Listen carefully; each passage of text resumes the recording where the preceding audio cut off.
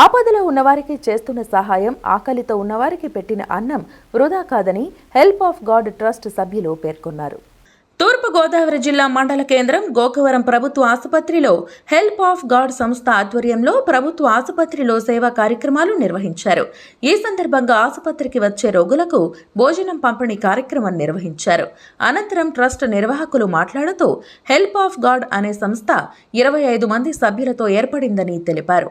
అనంతరం చిన్ననాటి స్నేహితులు ఈ ట్రస్టులో చేరడంతో 180 మందిగా విస్తరించి హెల్ప్ ఆఫ్ గాడ్ ట్రస్ట్ ద్వారా అనేక సేవా కార్యక్రమాలు నిర్వహిస్తున్నారు చెప్పారు. ఈ కార్యక్రమాలు గోకవరంతో పాటు ఏజెన్సీ ప్రాంతంలో కొనసాగిస్తున్నామన్నారు. నిరుపేద కుటుంబాలకు చెందిన అనారోగ్యంతో లేవలేని పరిస్థితుల్లో ఉన్న రోగులను గుర్తించి ప్రతి నెల వారికి నెలకు సరిపడే నిత్యావసర సరుకులను అందజేయడం జరుగుతుందని చెప్పారు. ఈ కార్యక్రమంలో గోకవరం ప్రభుత్వ ఆసుపత్రి సూపరింటెండెంట్ డాక్టర్ వనజకుమారి ముఖ్య అతిథిగా పాల్గొన్నారు. మా ట్రస్ట్ పేరు హెల్ప్ ఆఫ్ గాడ్.